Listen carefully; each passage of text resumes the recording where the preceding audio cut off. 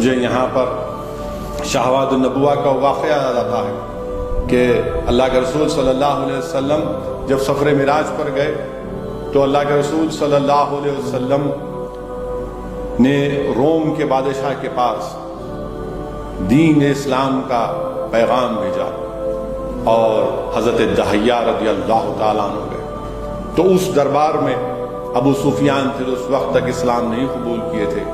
ابو سفیان نے روم کے ہرقول بادشاہ کے سامنے کہا کہ ان کے رسول محمد صلی اللہ علیہ وسلم کا واقعہ سنیے کہ وہ یہ دعویٰ کرتے ہیں کہ رات کے حصے میں اللہ نے ان کو مسجد حرم سے مسجد اقصیٰ لے کر گیا اور پھر وہاں پر انہوں نے تمام انبیاء اور رسولوں کی امامت کی.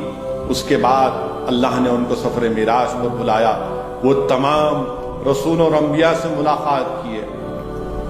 اس روم کے بادشاہ کے دربار میں ایک عیسائی پادری تھا. اس نے چیخ مار کر کہا کہ میں نے اپنی آسمانی کتابوں میں پڑھا ہے کہ جب نبی اور آخر الزماں کا ظہور ہوگا تو یہ واقعہ لکھا گیا ہے. اس پادری نے کہا کہ میری ذمہ داری اس رات کی یہ تھی کہ مسجد اقصیٰ کے دروازے کو بند کرنا میری ذمہ داری تھی. میں نے بہت کوشش کی اس رات کو دروازہ بند کرنے کی مگر دروازہ بند نہیں ہوا. خیر وہ پادری کہتا ہے کہ میں جا کر سو گیا اور صبح اٹھا تو میں مسجد اقصیٰ کا دروازہ بند کیا, کھل رہا تھا. پھر میں دوڑا اس مقام پر جہاں پر آسمانی کتابوں میں لکھا گیا تھا کہ جب نبی آخر زماں آئیں گے تو وہاں پر ان کی سواری کو روکا جائے گا, باندھا جائے گا. تو میں نے وہاں پر اس سواری کے نشانات دیکھے. تب مجھے یقین ہو گیا کہ نبی آخر زماں محمد رسول اللہ صلی اللہ علیہ وسلم آ چکے ہیں.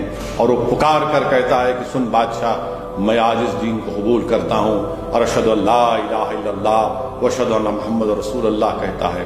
میرے عزیز دوستوں اور بزرگوں, جب اللہ کے رسول صلی اللہ علیہ وسلم نے مشرکین مکہ کے سامنے سفر معراج کا ذکر کیا تو لوگ ہنسنا شروع کر دیے, مذاق اڑانا شروع کیے.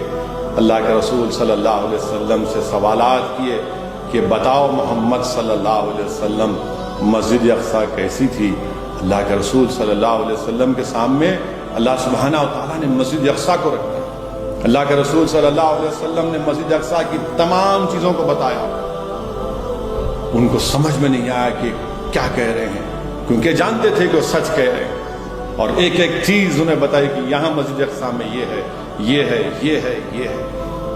پھر مشرکین مکہ نے سوال کیا کہ بتاؤ محمد صلی اللہ علیہ وسلم جو قافلے مکے سے گئے ہیں تم نے آپ نے ان قافلوں کو دیکھا. محمد صلی اللہ علیہ وسلم نے ارشاد فرمایا رحمت اللہ عالمین نے کہ ہاں میں نے ان قافلوں کو دیکھا. ایک قافلے کو دیکھا جس کا ایک اونٹ گم گیا تھا. میں اس قافلے کی مشکیزے سے پانی پیا تو کسی قافلے والے نے کہا کہ محمد صلی اللہ علیہ وسلم کی آواز آتی ہے. اور رحمت اللہ عالمین صلی اللہ علیہ وسلم میرے آقا نے فرمایا کہ جب وہ قافلہ واپس آئے گا تم پوچھنا ان سے.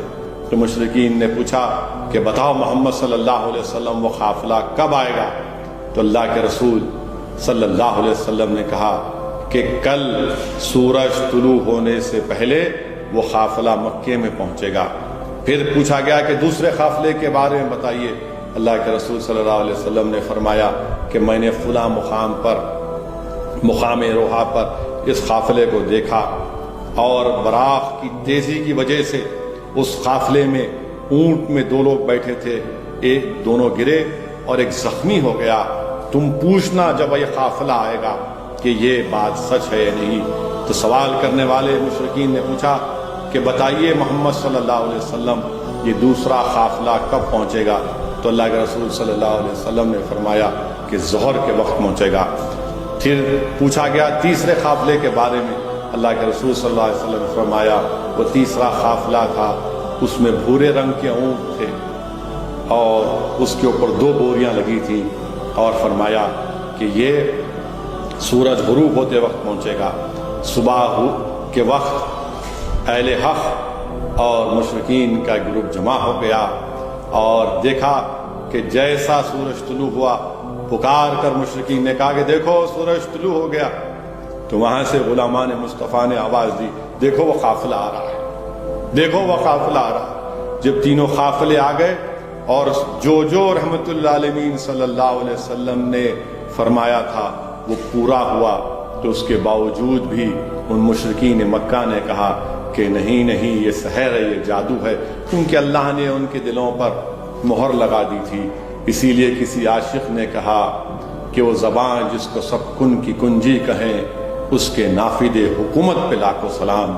میرے عزیز دوستو، میرے بزرگوں، میری عزتدار ماں اور بہنوں، اللہ کے رسول صلی اللہ علیہ وسلم اللہ سبحانہ و تعالیٰ کا اپنے آنکھ سے اللہ کا دیدار کیا۔